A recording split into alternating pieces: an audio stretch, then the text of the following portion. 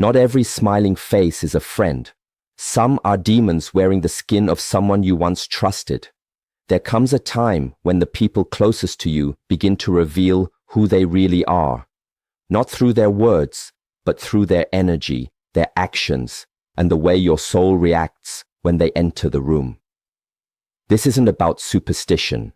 This is about spiritual warfare disguised as everyday relationships. You felt it. The heavy presence, the draining conversations, the unexplained anxiety after being around certain people. These aren't just toxic behaviors. Sometimes they are signs of something darker. If you've ever asked yourself, why does this person always leave me feeling worse? You may already be surrounded in this message. We're not talking about ghosts, but spirits that live in people. Spirits that manipulate, confuse, and destroy from the inside out. Today, I'll give you 10 unshakable signs to spot demons hiding in friends and family before they take more than just your peace. There are people in your life who don't need to say a single harsh word or lift a finger to harm you. Just being in their presence drains your spirit like a leaking vessel, and you can't quite explain why. You walk into the room feeling fine, maybe even optimistic, but after spending time with them, your energy is gone, your mood has dropped, and your peace is disturbed. You try to justify it. Maybe they were just having a bad day. Maybe you're overreacting, but deep down, your soul knows something is off. These are the people who never seem to pour into you, but always need something from you. Your attention, your time, your sympathy, your energy. It's always about their problems, their drama, their chaos.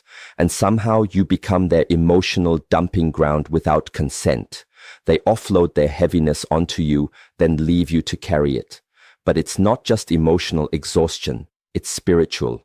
Your body can't see it, but your spirit can feel it. These are the kinds of people who wear the face of a friend or family member, but underneath there's something darker feeding off the light inside you. It's spiritual parasitism, and they're not always aware of what they're doing, but that doesn't make it any less dangerous.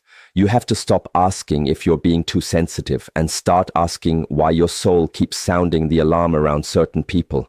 That discomfort is a warning. Your energy is your currency, and not everyone deserves access to it. Start paying attention to how you feel after every interaction. Do you feel lighter or heavier, encouraged or anxious, whole or hollow? Demons don't always come screaming with red eyes and horns. Sometimes they show up with a smile, speak in calm tones, and call you family.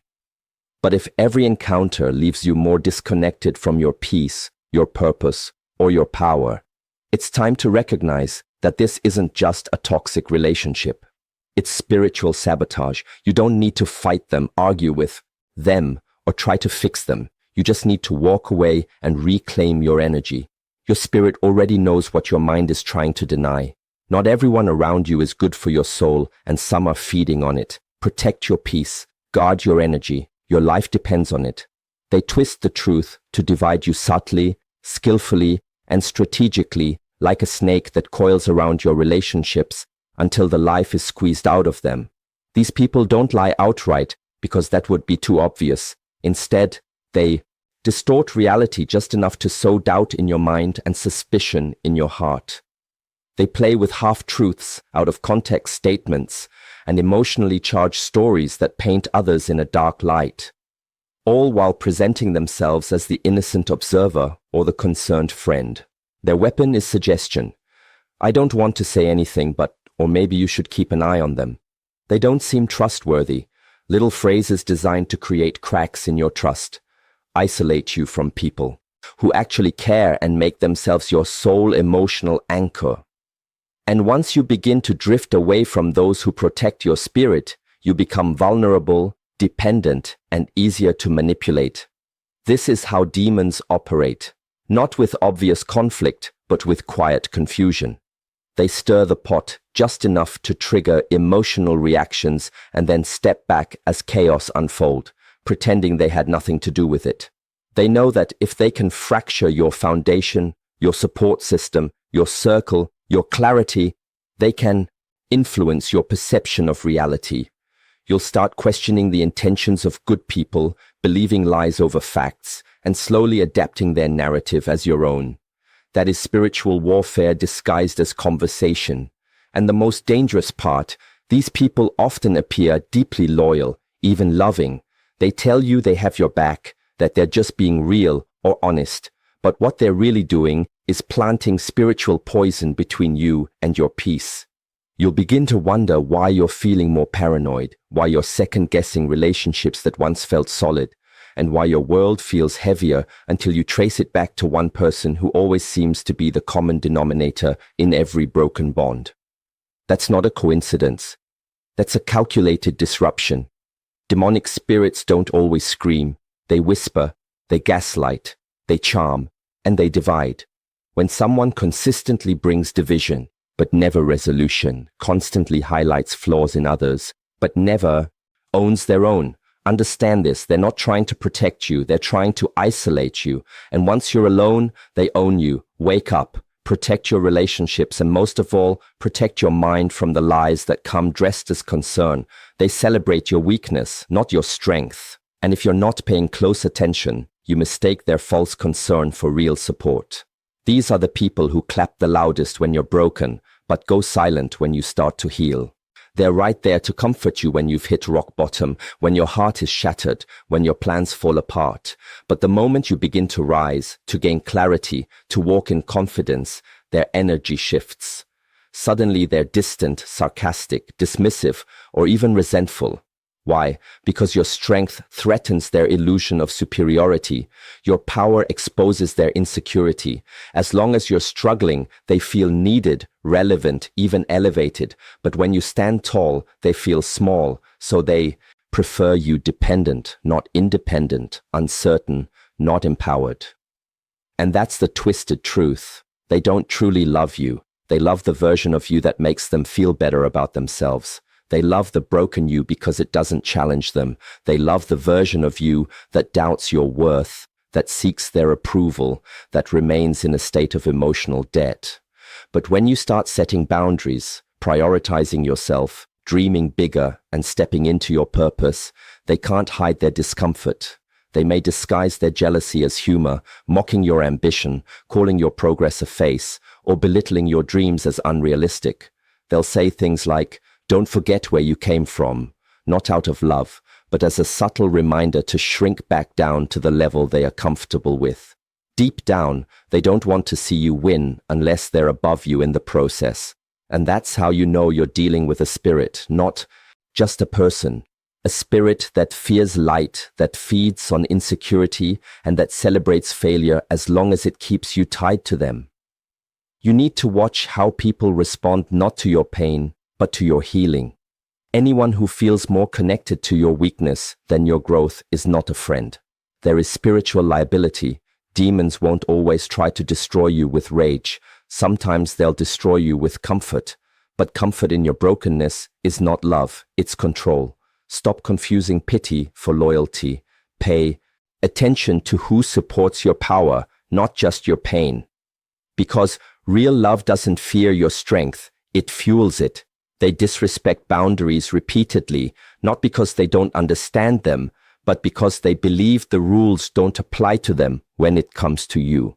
These are the people who hear your no and treat it like a negotiation. You say you need space and they crowd it. You say you're busy and they demand your time. You set a limit and they take it as a challenge. This is not miscommunication. It's a spiritual trespass. When someone consistently steps over the lines you've drawn to protect your peace, your time, your energy, they are revealing a deeper truth. They don't value your autonomy. They value their access to you. And access without respect is exploitation. These individuals operate with a spirit of entitlement. They feel entitled to your time, your presence, your attention, and your emotional bandwidth. Even when you've made it clear that you're running low, they disguise their intrusions as love or concern. But at the core, it's about control. Boundaries threaten people who seek power over you. They can't manipulate what they can't reach. And so they push little by little, testing your resolve, waiting for you to cave in like you always have. They use guilt to make you second-guess your right to protect your peace.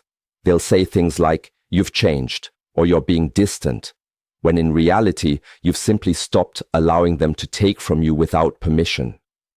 And that's the thing about boundaries. They don't just protect your peace. They expose who never respected it in the first place. Anyone who reacts to your limits with anger, passive aggression, or emotional withdrawal is revealing that their connection to you was based on convenience, not mutual respect.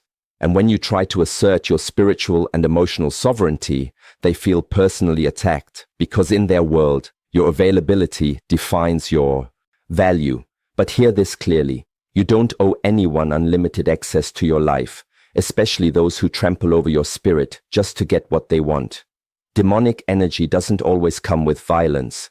Sometimes it comes with persistence. It wears you down, not with rage, but with constant boundary erosion until you feel powerless to say no. But your peace is sacred. Your time is finite. Your presence is a privilege, not a right. Start treating your boundaries like gates to your kingdom.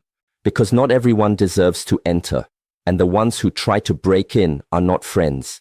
They are intruders. Guard your gates. They mimic you, then turn others against you. A calculated tactic masked in flattery but rooted in sabotage. These are the people who study your words, your habits, your style, your energy, every detail that makes you unique, and begin to copy it so precisely that at first it seems like admiration. They laugh like you, speak like you, dress like you, even adopt your values and interests. And you might think, wow, we're just alike. But what's actually happening is something far more sinister.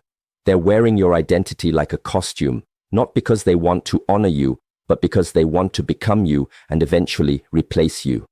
It starts subtly. They echo your phrases, mirror your ideas, post content that sounds eerily like your own. And while you're still trying to make sense of this imitation, they're already working behind your back, whispering doubts into the minds of others, casting shadows on your character, your intentions, your credibility. They'll say things like, "I don't know if they're really who they claim to be," or "They've changed, they're not genuine anymore," for slowly poisoning your relationships with people who used to support you. The most twisted part, they use the version of you they copied as the benchmark and then position themselves as the real one while painting you as inauthentic. It's not just betrayal, it's identity theft with a spiritual agenda.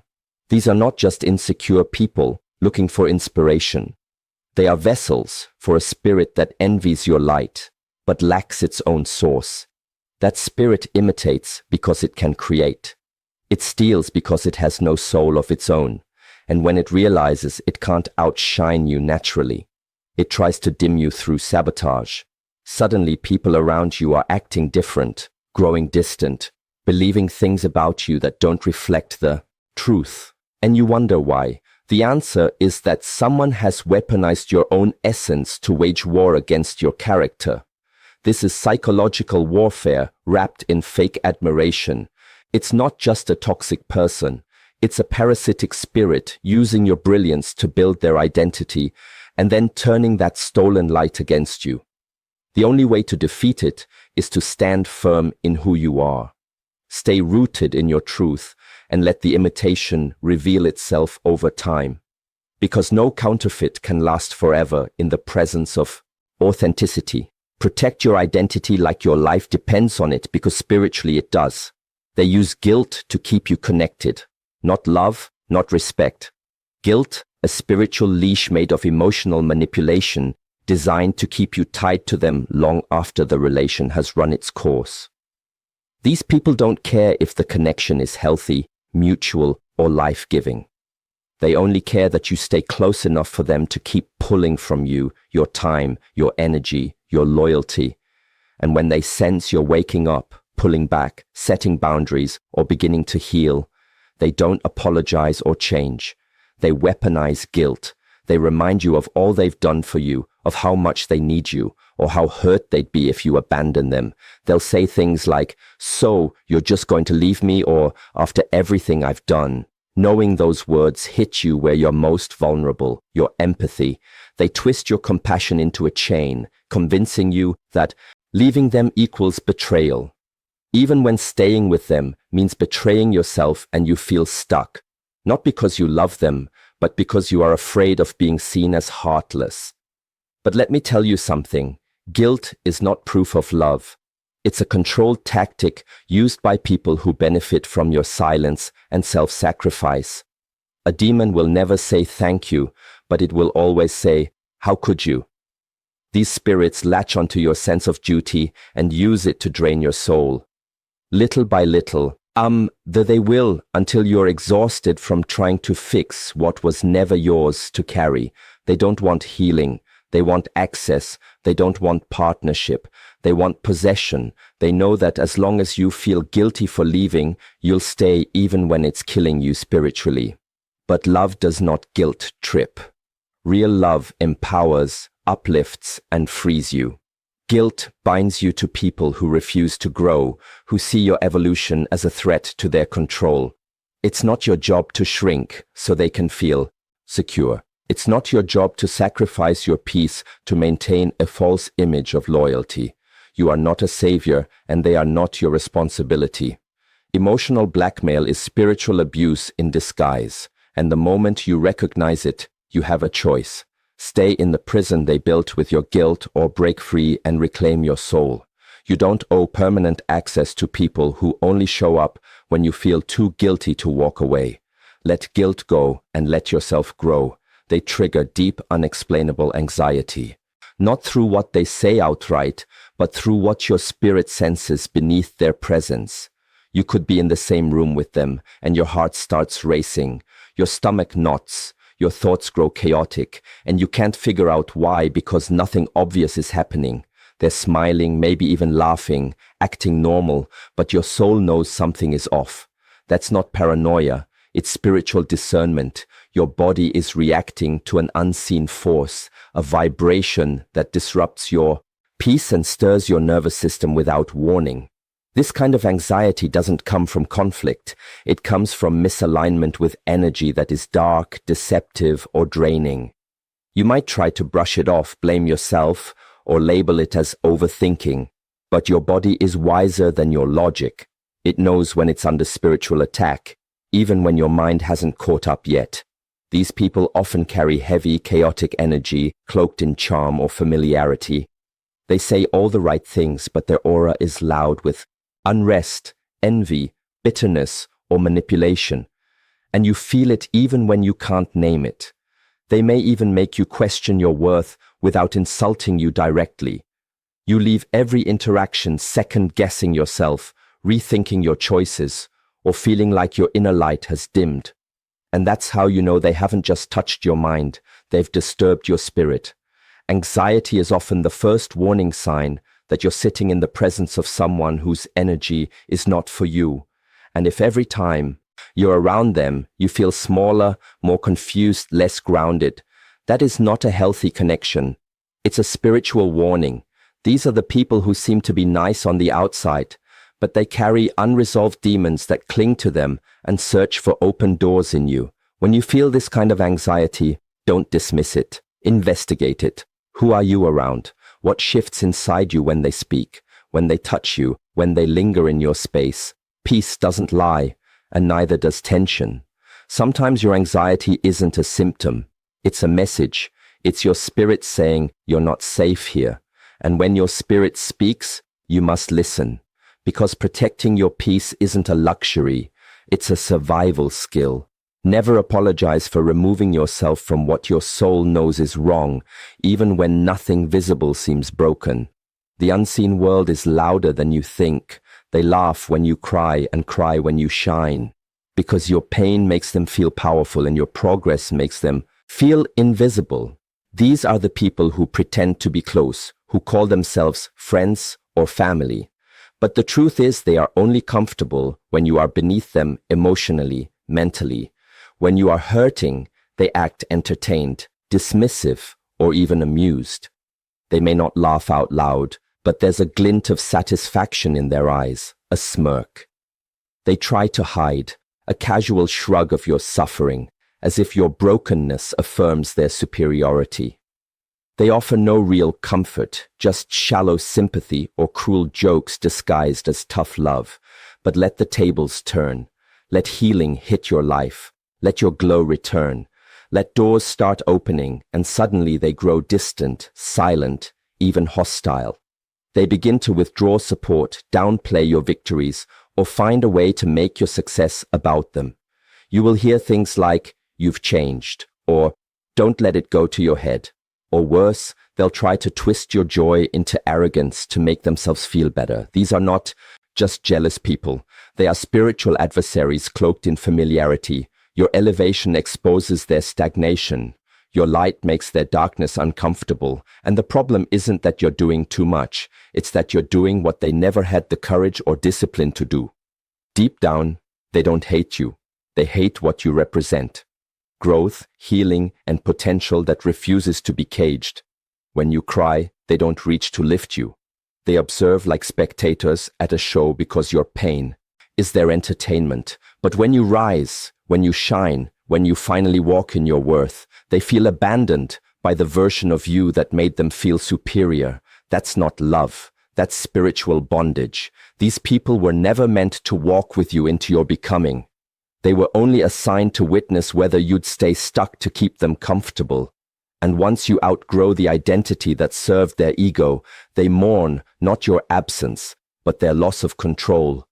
Pay attention to who claps when you win and who suddenly disappears, because true love doesn't laugh at your pain or cry at your progress. It celebrates your healing and stands tall beside your greatness, not beneath it. Let those who can't handle your shine stay in the shadows where they belong. They hate the name of God, truth, or light, not always with words, but with reactions, with discomfort, with silent resistance that grows louder every time righteousness enters the room. These are the people who seem fine until you start speaking life, until you invoke the name of God, until your words carry divine weight that exposes what they've worked hard to hide in the shadows. They mock prayer, roll their eyes at scripture, and shift uncomfortably when the conversation turns to faith or morality, not because they don't understand it, but because their spirit is at war with it. The light you carry convicts the darkness they've learned to live with. It burns them, unsettles them, and makes them feel seen in ways they never wanted. They'll say things like, "Don't be so religious," or "Not everything is about God." Because for them, His name is not comfort, it's confrontation. Truth rattles those built on lies. Light disturbs those who operate in manipulation. You'll notice they get irritable when you speak with spiritual authority. They change the subject, get sarcastic, or accuse you of being too deep, too intense, or too righteous, when in reality, they just can't stand the reflection they see in your conviction. The presence of God in your life puts pressure on the demons they refuse to face in their own. And so they resist, not always with attack, but with avoidance, with sarcasm, with subtle dicks, meant to silence your spirit. They don't want healing, they want comfort, they don't want transformation, they want tolerance for their dysfunction, for their sin, for the spirits that live unchecked inside them. But when the name of Jesus is spoken, when the truth of God's word is declared, when the atmosphere shifts into light, they squirm. They mask it with humor, with logic, with fake openness, but inside they are screaming, because truth doesn't argue, it just reveals. And what you're seeing is not just personality, it's a spirit that knows it cannot survive in the presence of real light. Pay attention to who distances themselves when your faith grows louder. Watch who mocks when you mention the divine. Their reaction isn't random, it's spiritual. Demons are allergic to light. And anyone who hates the name of God, who flees from truth, who resents the presence of light, is already lost in darkness they've chosen to call home. Walk boldly anyway. Speak the name anyway. Light doesn't need permission to shine. It just does. They always leave you further from yourself. Not instantly, not obviously, but gradually through a slow erosion of your identity, your confidence, and your inner peace. These are the people who disguise connection as closeness, but slowly dismantle the core of who you are until you begin to doubt your instincts, silence your voice, and shrink in the presence of their energy. Every time you're with them, You walk away feeling more confused, more depleted, more detached from your truth. They don't just drain your energy, they distort your reflection. At first, it might look like simple influence. Their opinions shaping yours, their preferences overshadowing your own. But over time, you realize that you're morphing not into a better version of yourself, but into someone easier for them to control, accept, or tolerate, and it's never in your favor. Your dreams seem less urgent, your values more negotiable, your voice quieter. They plant seeds of doubt about your path, your worth, your vision, all while pretending to support you. They call it just being honest or looking out for you. But what they're really doing is pulling you further from the inner compass that once led you boldly. These people carry a spirit that thrives on disorientation. They subtly convince you that your authentic self is too much, too sensitive, too ambitious, too intense, until you begin censoring your soul to maintain peace. But it's not peace, it's suppression. And the cost is devastating, because the longer you stay connected to people who subtract from your essence, the harder it becomes to recognize your own reflection in the mirror. You start asking for permission to be who you already are. That's how demons work. They don't always attack you with violence. Sometimes they suffocate you with slow disconnection. They make you forget your voice, your power, your fire. And when you try to reclaim it, they accuse you of being selfish, cold, or changing. But growth isn't betrayal, and returning to yourself is not abandonment. It's resurrection. Pay attention to who leaves you feeling lost, who causes you to question what you once knew with clarity. The people who truly love you will call you back to yourself, not away from it. They'll water your soul, not drain it dry. So if someone consistently leaves you emptier than they found you, understand this. They are not confused. They are committed to keeping you disconnected. It's time to return home to yourself, reclaim your identity, realign with your truth, and let anyone who can't honor that fall away with the lies they try to wrap around you.